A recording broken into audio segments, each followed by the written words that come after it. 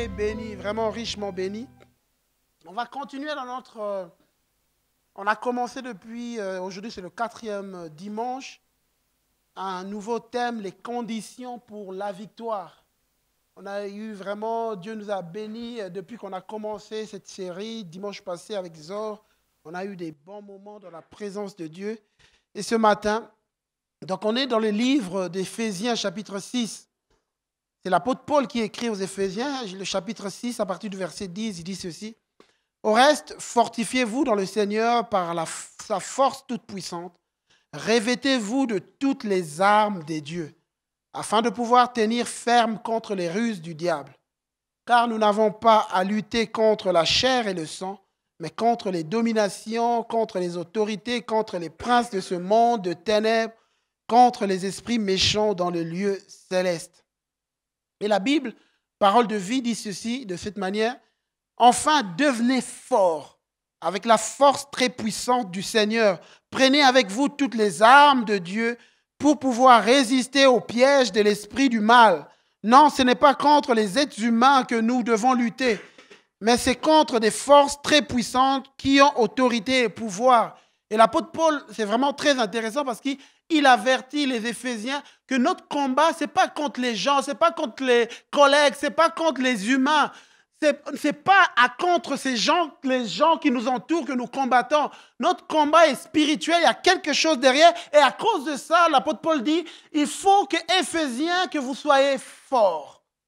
Fortifiez-vous par sa toute puissance. Devenez forts. Et ma prière est qu'à la fin de cette série, à la fin de chaque prédication, à la fin de chaque dimanche, que nous devenons des gens forts, qui ont été fortifiés par la parole de Dieu. Voilà pourquoi l'apôtre Paul dit, devenez forts. Mais ce n'est pas avec vos propres forces, ce n'est pas de vous-même, mais pas avec la force que Dieu donne. Et ce matin, je veux déjà te dire, toi mon frère, toi qui es ici, Dieu veut te rendre fort. Dieu veut te rendre fort. Il ne veut pas que quoi que ce soit domine sur toi. Il veut te rendre fort. Et nous prions que nous devenons forts. Et ce matin, on va voir une des armes.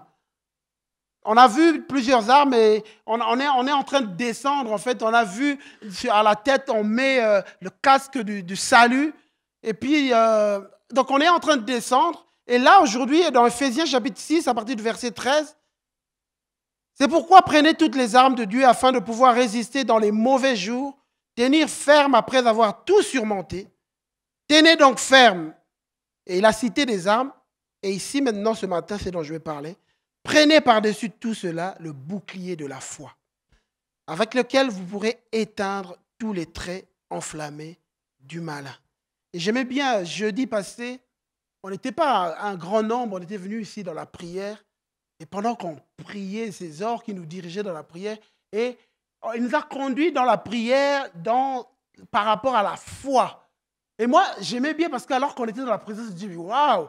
Zor est en train de conduire, c'est toute ma prédication. Et on était en train de prier, des voix se lever par rapport à la foi. Pourquoi? Parce que il y a un ennemi qui nous attaque avec des traits enflammés, mais il nous faut le bouclier. C'est le bouclier de la foi qui nous permet d'empêcher, quand on parle de traits enflammés, c'est les flèches. J'ai mis une image, comment les soldats romains, vous avez vu leur bouclier, ça prenait, ça protégeait tout le corps. Et quand ils arrivaient à des endroits, il y a des flèches qui venaient un peu de partout, les flèches venaient, et avec ça, ils pouvaient se protéger. Et on voit même, il y a une autre image, des fois quand les soldats romains avançaient, ils avançaient en groupe, et il y en avait qui avaient des boucliers devant, et d'autres l'avaient au-dessus. Et ils avançaient de cette manière, ils appelaient même technique de tortue. De tortue, et ils avançaient. En haut, ils étaient protégés, en face, ils étaient protégés, et ils avançaient. Et l'ennemi tirait les flèches de partout, les flèches venaient, mais eux, ils étaient protégés parce qu'il y avait le bouclier. Le bouclier nous protège des flèches de l'ennemi.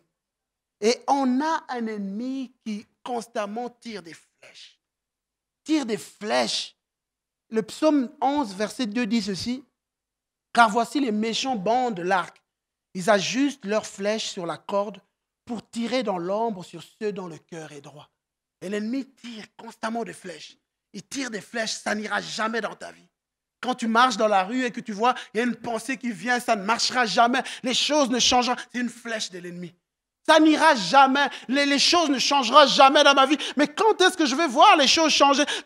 Et ce sont des flèches de l'ennemi. Pour être protégé de ce genre de flèches, il faut la foi. Il faut la foi.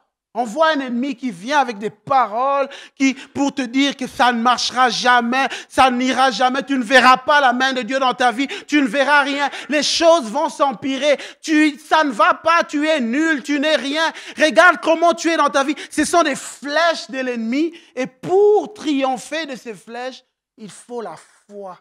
Et la foi nous permet vraiment d'arrêter les flèches de l'ennemi. Mais c'est quoi la foi? C'est quoi la foi? Dans Hébreux chapitre 11, à partir du verset 1, il est dit ceci. Or, la foi, c'est la ferme assurance des choses qu'on espère, la démonstration de celles qu'on ne voit pas. Ce matin, je vais juste avoir 2 points dans mon message. Le premier point, c'est ferme assurance contre les flèches du découragement. Deuxième point, démonstration de l'invisible contre les flèches du visible. Premier point, assurance contre les flèches du découragement. Quand on parle de fermeté, le ferme dans le dictionnaire, c'est ce qui manifeste de la sûreté, qui ne tremble pas, se dit d'une attitude, d'une volonté inébranlable, inéluctable, sûre, qui est mûrement réfléchie, sur lequel on ne peut pas revenir. C'est quelque chose de ferme qui est là, ça ne bouge pas, c'est ferme. Ça, c'est la définition de ferme. Et assurance, la définition, c'est affirmation, promesse formelle que quelque chose est vrai, certain, sûr. Ici, on voit la certitude, garantie donnée au sujet de quelque chose, sûreté, confiance. Et moi, quand je lis ça, je me dis waouh, parce que quand dans l'assurance, dans la définition de l'assurance, il y a la fermeté. Et l'apôtre Paul, quand il définit la foi, c'est comme s'il disait que quelque chose déjà dans laquelle il y a la fermeté, l'assurance, il dit que c'est une ferme assurance. Quelque chose qui est déjà ferme, mais c'est une ferme. Donc ça veut dire que ça ne bouge pas. Et donc la foi, c'est la certitude, la certitude, c'est avoir la certitude, c'est avoir la garantie, être confiant que Dieu est là avec nous. C'est avoir cette garantie. Et tout cela de manière inébranlable et de manière infaillible.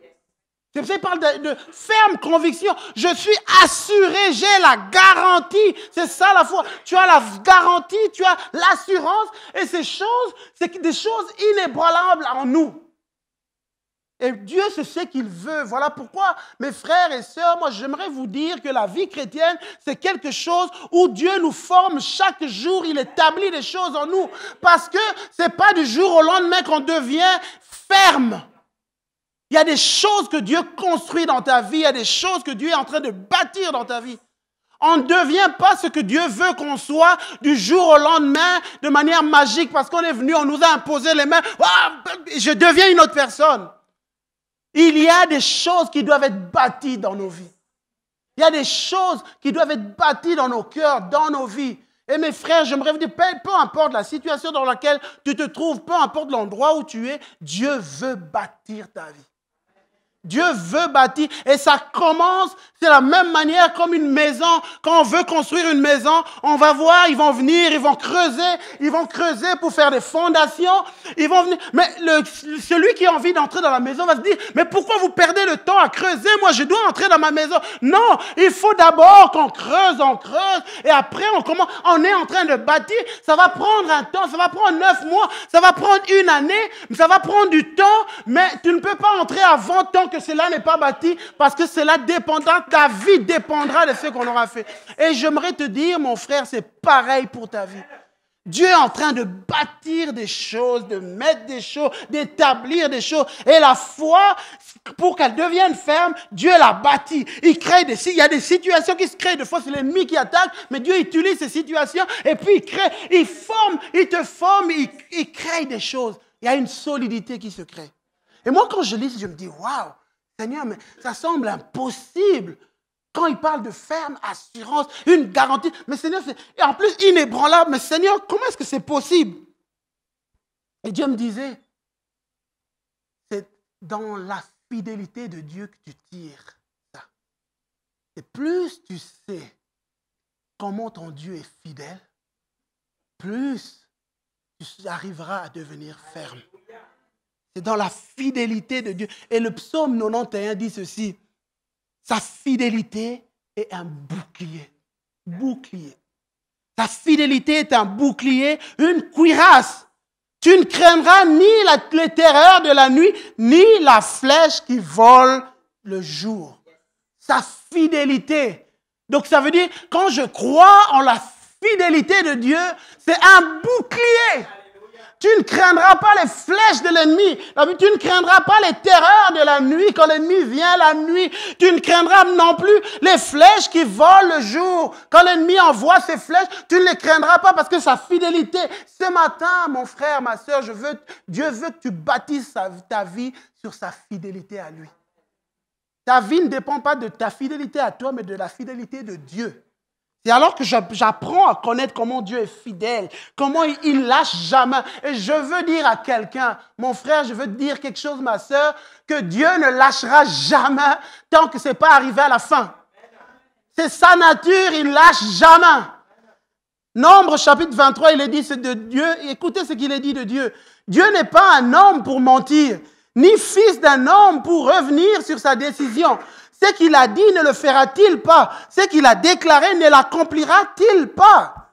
Il a dit une chose, il le fera. Pourquoi? Parce que dans sa nature, il ne change pas. Il est fidèle. Les hommes peuvent te dire aujourd'hui, écoute, je vais faire pour toi ceci demain. Et demain, on arrive, c'est plus sûr. On ne sait plus trop s'ils vont faire. Mais quand Dieu dit, il va le faire. Et le problème de foi, nous, on est tellement habitués avec les hommes à être déçus des hommes parce qu'il y a des gens qui nous ont promis des choses qui ne l'ont pas fait. On a une tendance naturelle, ce n'est pas de notre faute, Dieu le sait. Et c'est pour ça qu'il est en train de travailler. On a une tendance naturelle de penser que Dieu aussi est comme les hommes, qui changent. Hier, il avait dit une chose, mais peut-être qu'aujourd'hui, ou peut-être que je n'avais pas bien compris, peut-être que c'est... Et puis finalement, on pense à autre chose. Mais il dit, il ne change pas. Ce qu'il a dit, c'est ce qu'il fera. Et Hébreux chapitre 11. L'auteur dit ceci, il dit, verset 11, c'est aussi par la foi que Sarah elle-même a été rendue capable d'avoir une descendance. Malgré son âge avancé, elle a donné naissance à un enfant parce qu'elle a cru à la fidélité de celui qui avait fait la promesse. Elle avait cru, malgré son âge avancé, elle a juste cru. Non pas parce qu'elle se croyait forte, parce qu'elle se croyait spirituelle. Non, elle a juste cru en la fidélité de celui qui a fait la promesse. Et j'aimerais dire à quelqu'un, ça ne dépend pas de toi. Ça dépend de sa fidélité à lui. Donc, appuie-toi juste sur sa fidélité à lui. Sa fidélité va faire la différence. Sa fidélité, c'est parce que c'est sa nature. Et j'aime bien quand l'apôtre Paul écrit aux Philippiens, chapitre 1, verset 6, « Je suis persuadé que celui qui a commencé en vous cette bonne œuvre la rendra parfaite pour le jour de Jésus-Christ. » Il la rendra parfaite. Parce que quand il commence, il achève. Vous savez, ce matin, pendant que j'étais en train de prier, j'étais dans mon salon, le living, je priais. À un moment, je me suis levé, j'étais en train de danser dans mon salon. Puis, j'ai levé les yeux, j'ai vu, il y a un cadre qu'on a fait, notre famille, donc il y a la photo de notre famille qui était là. À un moment, j'ai regardé ça, donc on était nous quatre, ma femme et les deux enfants, et puis je regardais, et tout de suite, j'ai été ramené dans mon imagination de ce que j'étais quelques années plus tard. Je suis rentré quelques années plus tard, et j'étais en train de me demander si, quelques années plus tôt, on m'avait donné ce cadre, cette photo, on m'avait dit, Christian, regarde ce que tu vas être, regarde ce que ta famille. J'aurais eu du mal à croire. J'aurais eu du mal à croire. J'étais en train de me rappeler les années où j'étais dans les études, où tout allait mal, les études n'allaient pas, rien n'allait dans ma vie. J'étais tout seul, je ne trouvais personne, j'étais tout seul. Financièrement, ça n'allait pas. L'école, il y avait des fois, je m'arrêtais dans ma vie, mais qu'est-ce qui va bien dans ma vie? Je regardais, il n'y avait rien. Il n'y avait rien. Tu te dis, mais qu'est-ce qui va dans ma vie? Et j'étais dans cet endroit, je me rappelle, il y a une période, toutes les choses allaient tellement mal, j'ai habité chez des gens qui étaient proches de moi, des amis, j'habitais un moment chez eux. Et à un moment, tu t'arrêtais, mais qu'est-ce qui va bien dans ma vie? Et tu avais l'impression que rien, mais Dieu, il est où? Mais il est où? Et bon, pendant ces années, Dieu m'avait juste appris à croire en sa fidélité, qu'il est fidèle. Et j'étais en train de penser comment il m'a fait parcourir tous ces chemins, c'était dur. Mais quand je regardais la photo, je me suis dit, waouh. Et Dieu me disait, ça c'est ma fidélité. C'est ma fidélité qui t'a pris à cet endroit où tu étais et qui t'a conduit jusque-là. C'est ma fidélité, je suis fidèle. Et pendant que je regardais, j'entendais une autre voix qui me dit encore, c'est lui qui a commencé cette œuvre que tu vois là, continuera cette œuvre. Il achèvera, il emmènera jusqu'au bout. Il emmènera. Et j'aimerais dire à quelqu'un qui est ici, peut-être que quand tu regardes à ta vie, tu dis, mais il est où ce Dieu? Je vais te dire, je me suis posé ces questions. Je me suis posé ces questions et aujourd'hui, quand je regarde, je dis, waouh, il est fidèle. C'est un Dieu fidèle. Accroche, c'est lui qui a commencé cette œuvre, la poursuivra. Et les flèches de l'ennemi, quand ça s'abat sur nous, va nous faire remettre en question la fidélité de Dieu. L'ennemi tire des flèches, tchaf. Il dit non, Dieu n'est pas fidèle, il tire des flèches. Quand l'ennemi tire ses flèches, il veut nous faire douter de l'amour de Dieu. Il veut nous faire douter de l'amour de Dieu. Vous savez, il y a un homme qui l'a vécu, l'apôtre Pierre, dans Luc chapitre 22, à partir du verset 31, la Bible dit, le Seigneur dit, Simon, Simon, Satan vous a réclamé pour vous cribler comme le froment. J'ai prié pour toi afin que ta foi ne défaille point. Et toi, quand tu seras converti, affermis tes frères. Vous savez, j'étais en train de réfléchir sur ce passage. Dans une autre version dit ceci. Jésus dit à Simon-Pierre, Simon, Simon, écoute, Satan a demandé de pouvoir vous secouer tous comme on secoue le grain dans un van pour le séparer de la paille. Mais moi, j'ai prié pour toi, j'ai demandé que tu ne perdes pas la foi. Et toi, quand tu reviendras à moi, rends tes frères plus forts. Vous savez, j'étais en train de me dire, mais moi, pourquoi Jésus prie pour sa foi? Moi, j'aurais prié, Satan vous a réclamé, Pierre, j'ai prié pour que tu sois courageux. Quand j'ai prié pour que ton courage ne défaille pas quand tu te retrouveras devant des gens, que tu sois courageux. Mais je dis, mais pourquoi Jésus prie pour la foi? Parce qu'en fait, finalement, on doit savoir que nous sommes des gens faillibles. On n'est pas toujours super au top. Mais qu'est-ce qui fait qu'on puisse rester et continuer à marcher avec Dieu? Parce qu'on croit que Dieu nous aime toujours. Parce qu'on croit que Dieu est toujours fidèle. Et donc ça veut dire que quand Jésus priait pour Pierre, quand il dit « je veux que ta foi ne défaille pas », il voulait dire que quand tu te rendras compte que tu as fait une erreur, tu m'as renié, sache que continue à croire que moi je t'aime toujours, que je tiens toujours à toi, que je t'aime. Et ce matin, il y a des gens que l'ennemi, il y a des flèches de l'ennemi sur leur vie qui fait douter de l'amour de Dieu sur leur vie. Et ils ont envie d'abandonner. Je me demande même si Dieu tient compte de ma vie. Je me demande même si Dieu, et les flèches sont là, ils ont envie d'abandonner. L'ennemi est en train de les secouer. Ta vie, Dieu ne s'intéresse pas, il les secoue. Et pour le moment, tu es comme là sur le point de lâcher. Jésus dit, j'ai prié que ta foi ne défaille pas. Et ce matin, Dieu m'a envoyé pour fortifier ta foi. C'est ce que Jésus dit à Pierre, quand tu reviendras, fortifie la foi des autres. Fais-les réaliser encore que moi, je compte toujours sur eux. Moi, je les aime toujours. Moi, je n'ai pas abandonné. Quand je commence quelque chose, je l'achève, je continue. Malgré les flèches de l'ennemi, sache que continue à croire que Dieu est avec toi, il marche avec toi, il t'aime. Et c'est ça qui a fait revenir Pierre. Alors que Judas n'est pas revenu. Judas n'est pas revenu.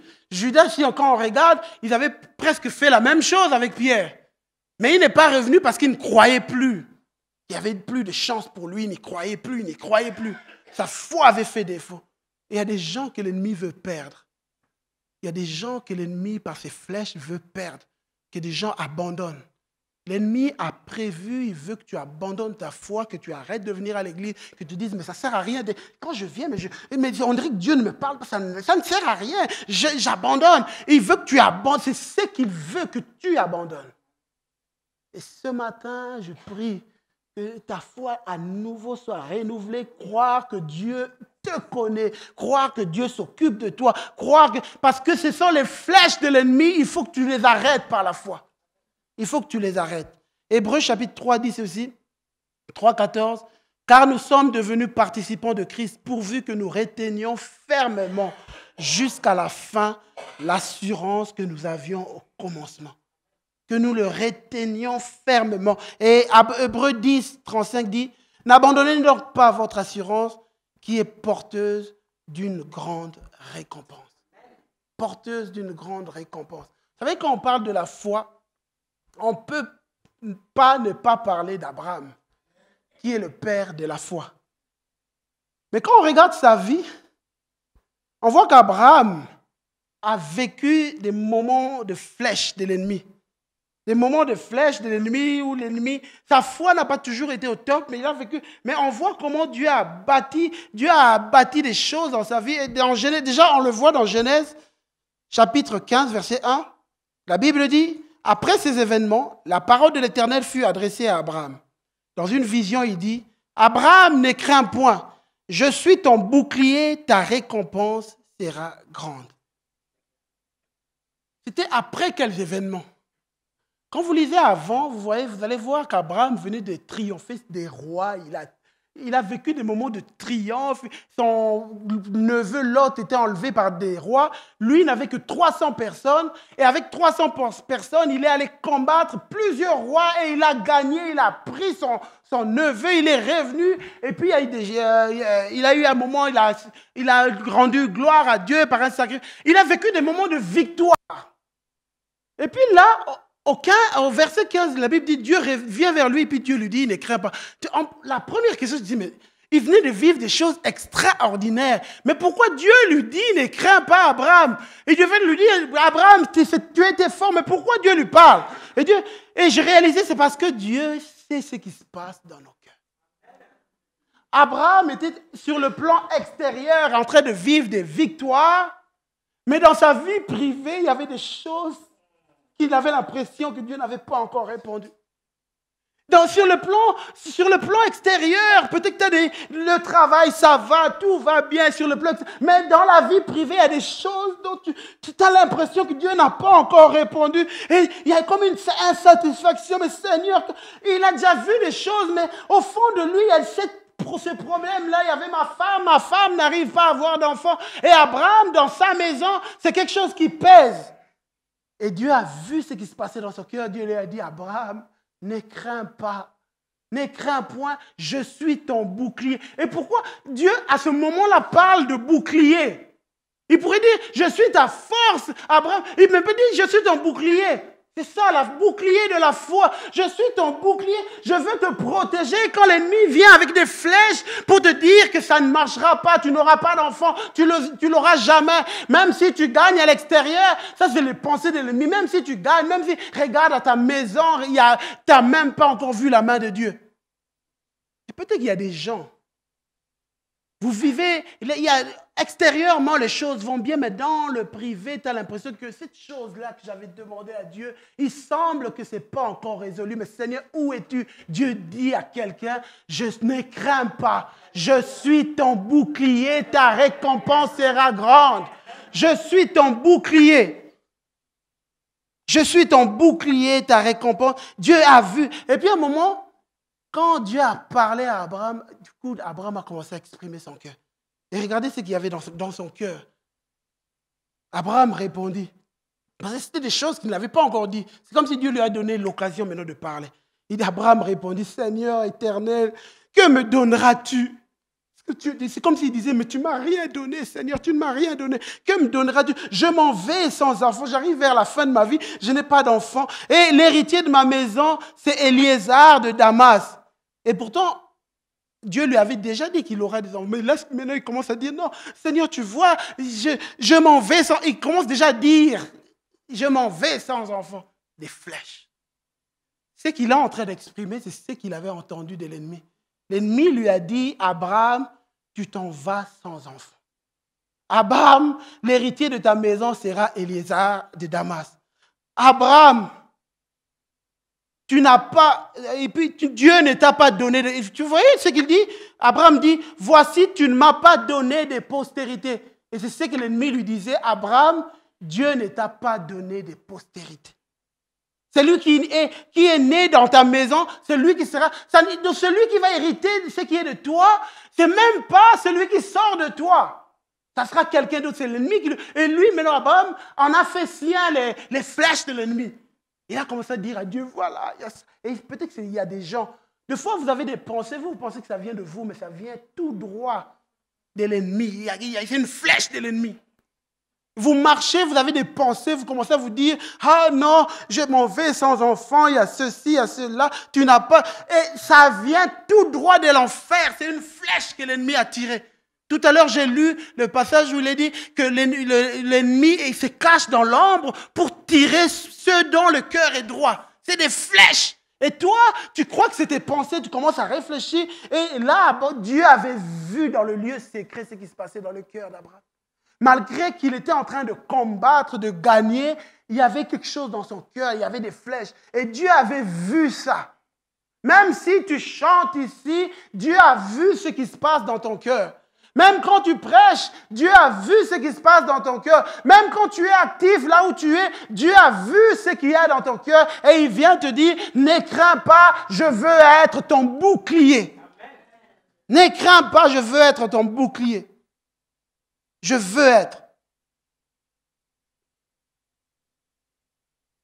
Et Abraham va juste avoir un moment avec Dieu et à comprendre que contre les flèches de Dieu, il faut que ce soit Dieu lui-même.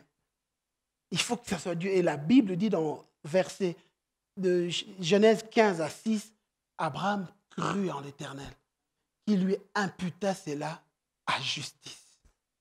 Et une autre version dit, Abraham eut foi en l'Éternel et l'Éternel le lui imputa à justice. Abraham crut Dieu.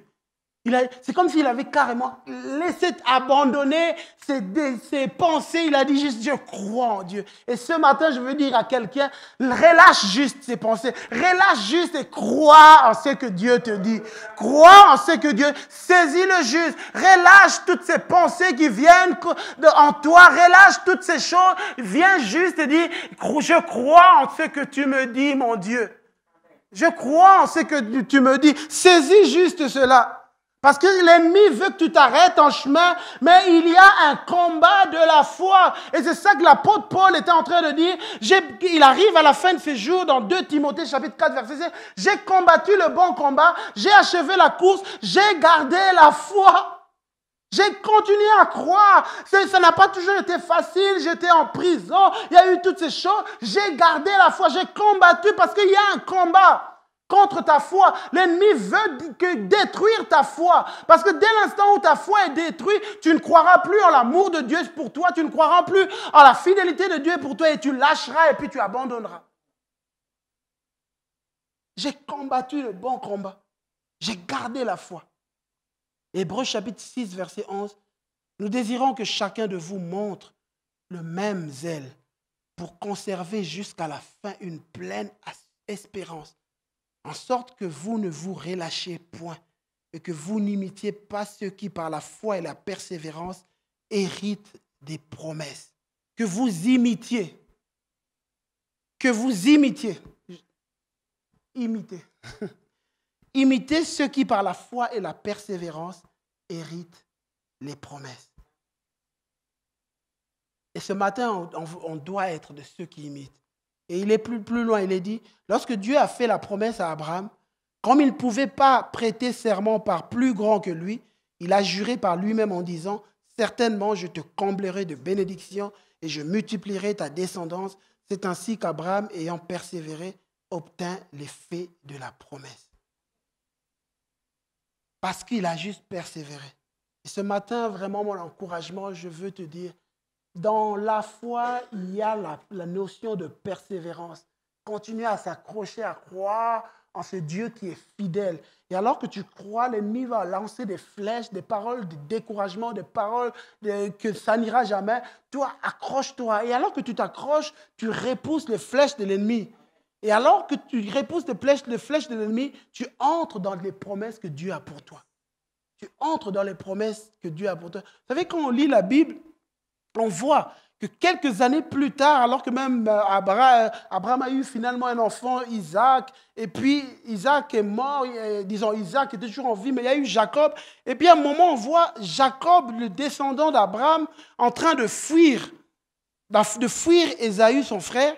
Il arrive à un endroit, la Bible dit, il arriva dans un lieu où il passa la nuit, car le soleil était couché, il y prit une pierre dont il fit son chevet, il se coucha dans ce lieu-là. Il eut un songe, et voici une échelle était appuyée sur la terre, et son sommet touchait au ciel. Et voici les anges de Dieu montaient et descendaient par cette échelle.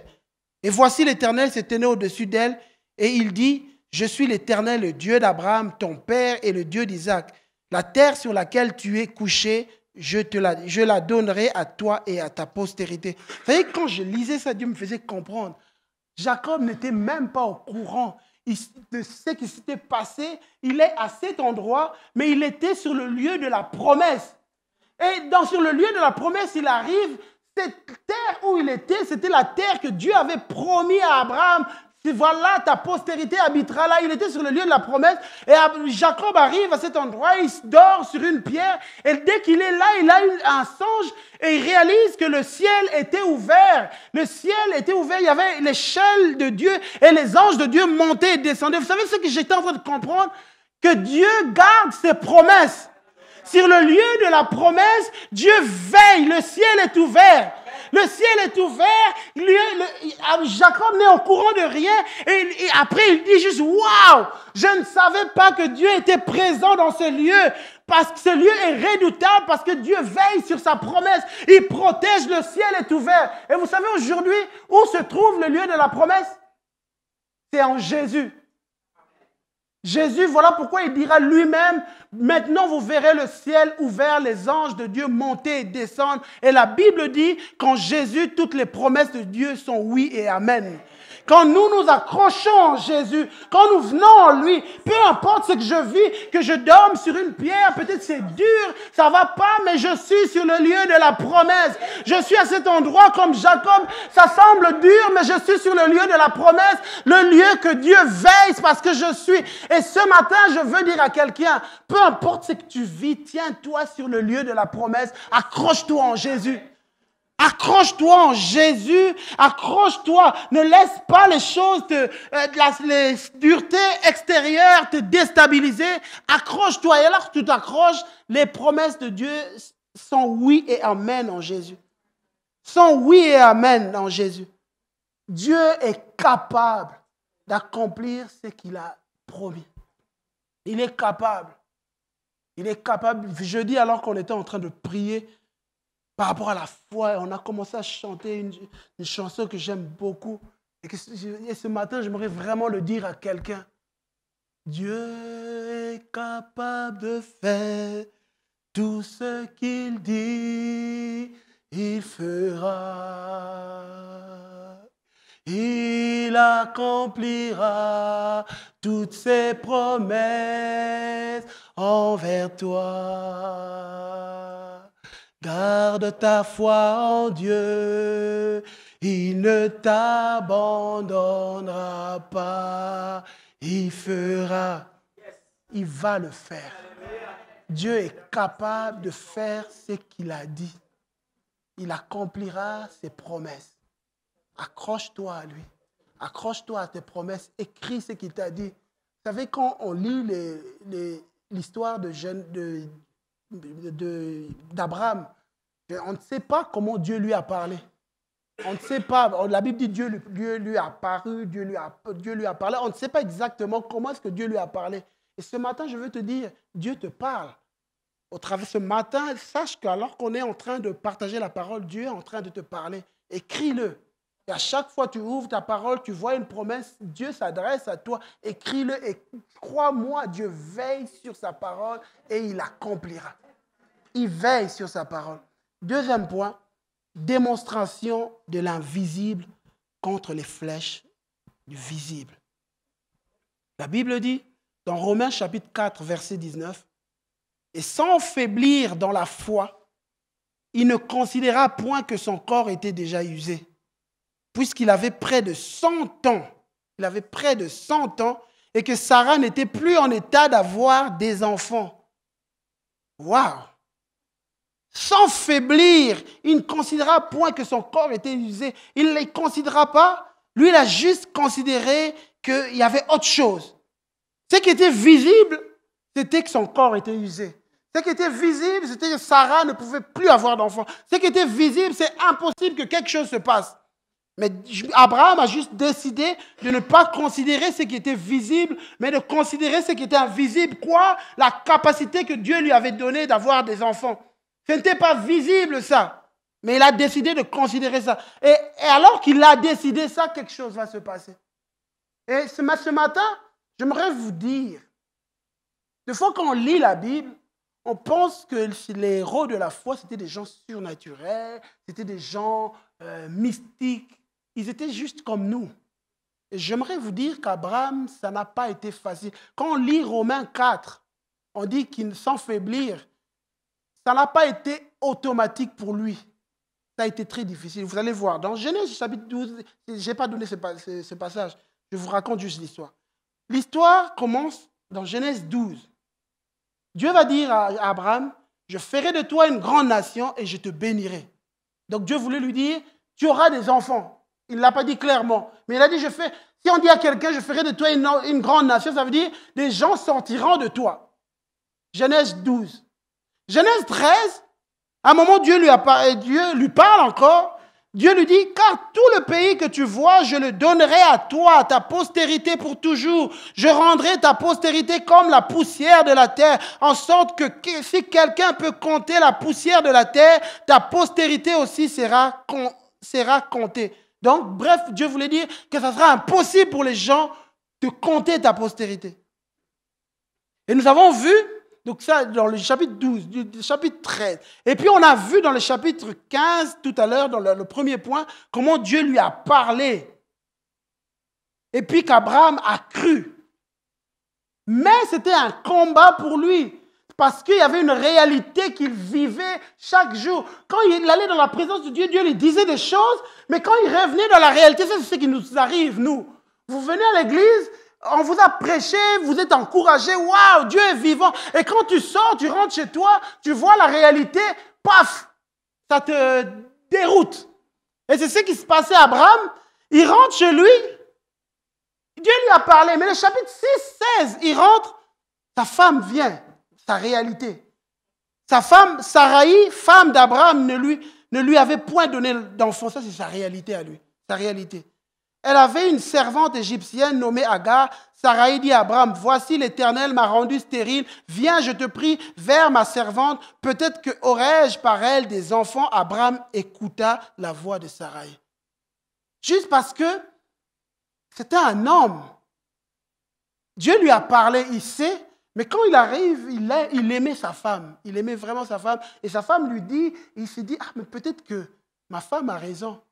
Peut-être que vraiment la voix que Dieu veut utiliser, c'est cette voix ici. Peut-être. Et peut-être que ça arrivait à quelqu'un.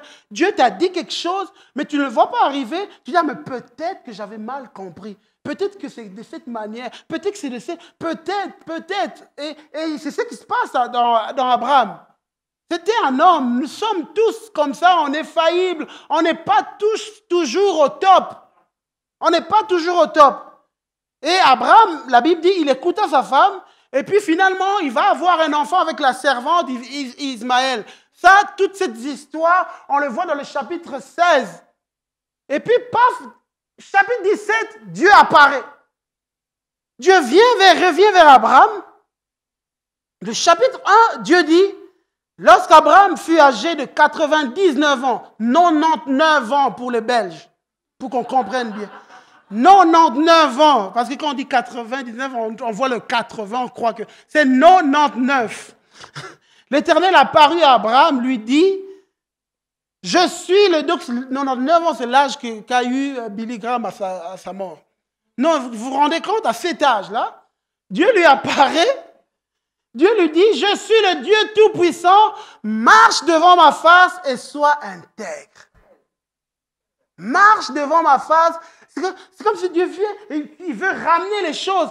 Moïse, Abraham, je te dis, marche devant ma face. Et pendant que je lisais, Dieu me disait, je voulais qu'Abraham comprenne. Tu as constamment des choses devant toi. Tu as constamment ta réalité devant toi, que les choses ne se passeront pas bien. Tu as ça constamment. Moi, ce que je te dis, aie ma face constamment devant toi.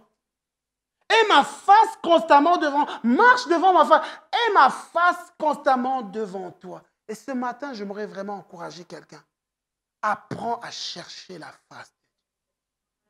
Apprends à chercher la face de Dieu. Apprends. Vous savez, nous, on est souvent facile à dire, ah, mais pourquoi je me rappelle une fois, on était en train de discuter avec mon beau-frère, sa femme, et on était avec ma femme, on mangeait, on discutait un peu. Mais pourquoi est-ce qu'on ne voit pas la main de Dieu? Et puis on était en train de discuter. On se disait, et puis à un moment, je dis, non, je pense qu'il faut qu'on apprenne la persévérance. Et puis il y a quelqu'un qui a dit, mais non, mais les disciples, quelle persévérance ils avaient eu, et puis finalement, ils avaient vu la main de Dieu. Et puis, j'étais un peu contrarié. Quand je suis rentré, j'étais allé relire, et je suis tombé sur ce passage, dans Actes, il est dit, ils persévéraient tous dans la prière. Les femmes, à un moment, avant les fusions de l'esprit, la Bible dit qu'ils persévéraient. Donc, ils avaient décidé consciemment de chercher la face de Dieu. Des fois, nous, on perd du temps, on discute, mais pourquoi? Mais quand est-ce que, comme les disciples, tu as décidé de persévérer dans cette recherche de la face de Dieu? Quand est-ce que Marie, tu as vu que dans la maison, ça ne va pas, tu t'es dit, non, je vais me retirer, je vais prendre 3 jours, je vais chercher Dieu, je vais m'arrêter, mari ou femme, j'ai décidé, je vais chercher la face de Dieu. Quand est-ce que la dernière fois, tu as vu que les choses n'allaient pas, au lieu de commencer à parler, tu as décidé, je vais prendre un temps, je vais m'en aller, je vais chercher Dieu, je vais me tenir et chercher Dieu, parce qu'il faut que Dieu parle dans cette situation. Je vous ai déjà raconté cette histoire que j'avais lue de David Wilkerson, alors qu'ils étaient arrivés à un moment, une période où il y avait un industriel qui voulait acheter leur bâtiment. Et alors qu'ils voulaient acheter leur bâtiment, et ils ont pris des avocats. Ils pensaient être dans leurs droits. Ils ont pris des avocats et ils ont défendu pour que les choses, qu'on ne vende pas, qu'on n'achète pas leur bâtiment. Et puis finalement, ils sont allés à plusieurs endroits défendre. Et puis finalement, les avocats ont dit, c'est pas possible. Ils sont trop forts. Le bâtiment va être vendu. Et alors que David Wilkerson était là, il s'est dit non. Il leur a dit, écoutez, bon, ça va. On a discuté, ça ne va pas, je vais aller voir un autre avocat. Et puis, eux lui ont dit, ah bon, mais les grands avocats de New York sont réunis ici, dans cette pièce. Qui est-ce que tu vas voir? Quel avocat tu vas voir? Il a dit, je vais aller voir un autre avocat là-haut. Et il est rentré, il a décidé, il a pris 3 jours où il s'est enfermé, il a commencé à chercher la face de Dieu. Il s'est mis dans la présence de Dieu. Seigneur, parle. Et vous savez, peut-être il y a des gens qui disent, mais comment est-ce qu'on arrive à faire ça? Viens, prends ta Bible, relis la Bible, prends du temps. Si tu n'arrives pas à prier, mets une musique, prie, cherche Dieu. Tiens-toi, je te dis, quand tu le fais avec un cœur qui a soif, Dieu finira par se révéler. Et alors que David Wilkerson l'a fait, il a eu une conviction au fond de son cœur. Dieu lui disait, c'est une conviction qui est montée, tant que tu seras en vie, rien ne sera vendu, cette église restera. Il est revenu, il a dit à ses collègues, cette église ne sera jamais vendue, on l'achètera. Le bâtiment va rester à l'église, nous resterons ici. Et quelques semaines après, c'était en 2008-2009, c'était la crise du surprime. La crise qu'il y a eu sur l'immobilier. Le grand géant qui voulait acheter a connu une crise. Et il n'a pas pu acheter le bâtiment. Et le bâtiment est resté parce qu'un homme avait décidé de chercher Dieu. Et ce matin, je te demande, quand est-ce que tu as décidé pour la dernière fois, moi je vais prendre du temps? Pourquoi on doit prendre du temps?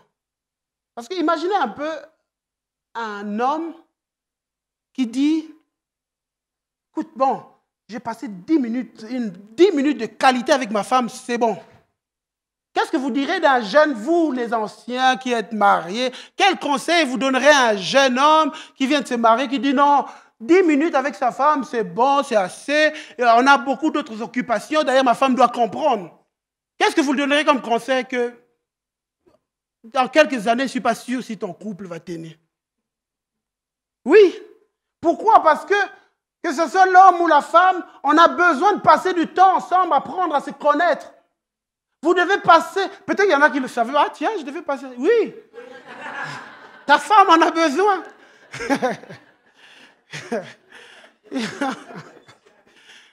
Et il faut passer du temps ensemble. Et il n'y a aucun couple qui ne peut tenir si on ne passe pas du temps. Et même que ce soit en couple, que ce soit avec les enfants, il faut passer du temps ensemble parce que c'est ça qui crée les relations et qui fait que les relations deviennent solides et puis qui avancent. Et j'aimerais vous dire quelque chose, c'est pareil avec Dieu. Dieu, vous savez quoi? Il a des sentiments. Il nous a créés avec des sentiments, il a aussi des sentiments. Et quand tu l'aimes, et que parce qu'il t'aime, il veut que tu passes du temps avec lui, que tu restes avec lui, que tu sois avec lui. Et voilà pourquoi il est venu dire à Abraham, Abraham, marche devant ma face. Marche, vois-moi, reste, vois ce qu'il y a. Et puis Dieu, il rajoute, sois intègre. Et souvent quand on écoute ce mot, sois intègre, on pourrait penser au fait d'être honnête. Et pendant que je suis allé voir la définition de fait d'être intègre. Le fait d'être intègre ne signifie pas seulement le fait d'être honnête, mais l'intégrité, le fait d'être intègre, c'est ce qui est entier, intact, qui n'a subi aucune altération, aucune atteinte. Et quand Dieu dit à Abraham, sois intègre, ça veut dire reste entier, reste intact. Ne te laisse pas influencer par ce que tu vois, reste intact.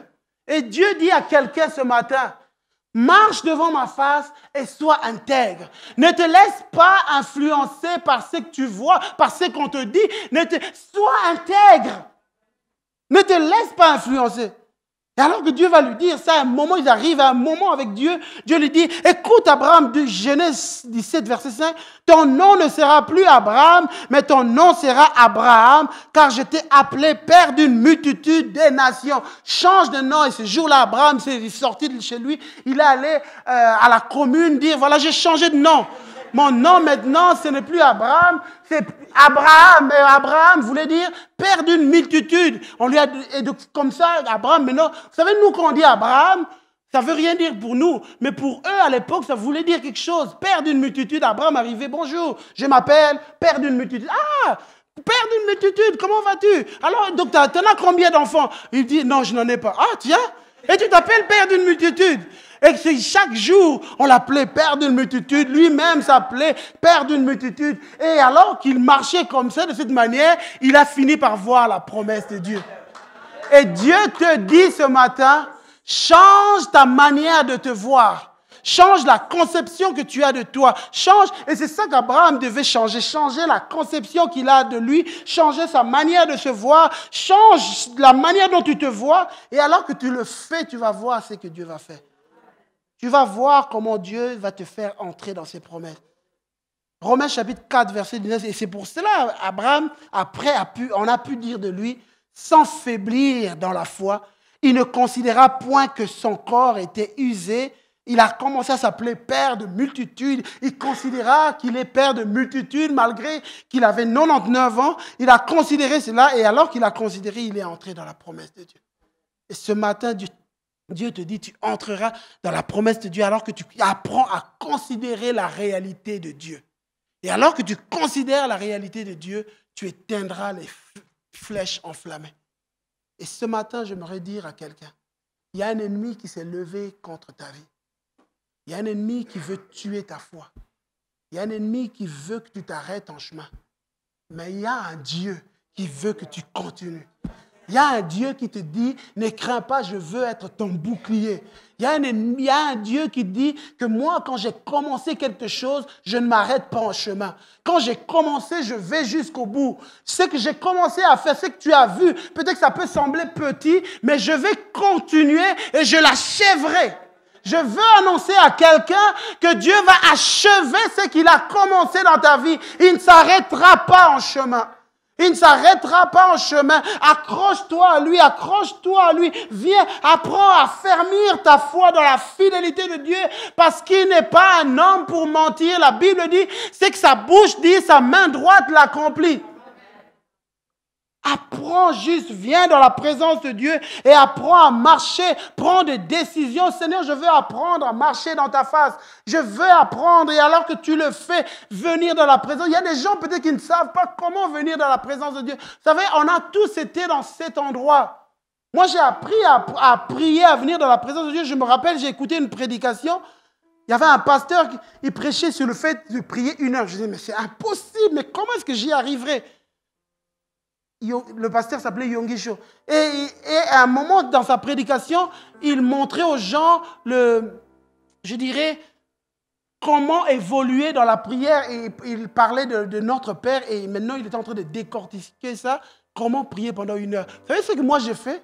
Je me suis dit, comme je n'arrive pas à prier autant de temps, je vais prier avec cette prédication. Genre, depuis le matin, je me réveille, je mets la prédication, paf, la prédication joue et puis moi maintenant je le suis. Pendant qu'il parle, il dit, ah maintenant, vous savez, quand vous priez notre Père, vous commencez par notre Père qui est au ciel. Et puis moi, ok, puis j'écoute et puis je commence à faire ce qu'il dit. Puis à un moment, j'arrête, je commence à faire. Et puis j'évolue et puis paf, je me rends compte quand on arrive à la fin de la prédication, sa prédication avait duré 1 heure. J'ai fait 1 heure dans la présence de Dieu. Waouh! Et j'ai appris, ça s'apprend. Ça s'apprend. Ce matin, je veux te dire, tu as un Dieu qui a soif de te voir dans sa présence. Qui a soif de te voir, il t'aime. Tu es précieux à ses yeux, tu es précieux. De la même manière que maman, papa, quand tu rentres à la maison, que tu vois tes enfants qui viennent vers toi et qui veulent rester avec toi, j'aimerais te dire, et de la même manière que tu aimes rester avec tes enfants, Dieu veut rester avec toi. Dieu aime ta présence. Mais tant de fois, on laisse sa présence, reste loin, on lui accorde juste les miettes de nos journées. On lui accorde les miettes de nos journées. Les miettes de nos journées, c'est ce qui nous reste. Et ce matin, je veux te dire qu'on a un Dieu qui a des sentiments. Il t'aime. Et combien de fois nous frustrons son cœur de père? Nous frustrons son cœur de père parce qu'il veut juste être dans notre présence. Vous savez, dernièrement, j'étais dans la présence de Dieu, j'étais en train de prier. Et pendant que je priais, Dieu me faisait réaliser justement qu'il a des sentiments. Et puis pendant que je priais, je disais, écoute Seigneur, écoute, je sais que je veux juste plaire à ton cœur. Je veux juste plaire à ton cœur. Et vous savez, des fois, quand tu viens dans la présence de Dieu, tu réalises que finalement, tout ce qu'on veut dans notre vie ne sert plus à rien. Il y a juste sa présence qui compte. Des fois, il y a des gens, vous êtes ici, il y a des demandes. Seigneur, je veux voir ceci, je veux voir ceci. Pourquoi je ne vois pas ceci? À un moment, quand tu apprends juste à venir, tu réalises que ce que tu es en train de demander n'a même plus d'importance. C'est juste lui. C'est juste être avec lui. C'est juste être là à l'adorer, juste l'aimer, juste l'aimer, juste l'aimer. Juste l'aimer, être là à l'aimer. Et quand tu le fais, laisse-moi te dire, lui s'occupera du reste. C'est qu'il veut que quand tu viennes, que tu viennes juste l'aimer. Que tu viennes juste l'aimer, rester dans sa présence. Et alors que tu fais, tu vas voir, ta foi va augmenter parce que tu vas apprendre à le connaître tel qu'il est. Et tu vas découvrir qu'il est un Dieu fidèle, qui ne lâche jamais. Ça fait partie de sa personne, de sa nature. Il est comme ça. Quand il a commencé quelque chose, il n'arrête jamais. Il n'arrête jamais. On va venir dans la présence de Dieu, on va courber nos têtes. Dieu lance un appel à quelqu'un ce matin. Il y a un appel de Dieu ce matin dans ta vie. Il te dit, je te cherche, je te cherche. Il y a un ennemi qui t'envoie des flèches et tu marches à découvert parce que tu ne crois pas, il n'y a pas de foi. Mais cette foi va venir quand tu viens dans ma présence. Quand tu viens dans ma présence, moi je vais t'apprendre à connaître ma fidélité. Dieu, je suis fidèle. Et alors que tu es ici, tu veux apprendre à t'affermir dans la fidélité de Dieu. Tu dis, Seigneur, oh Dieu, aide-moi, Seigneur, aide-moi à m'affermir dans ta fidélité. Tu veux qu'on prie?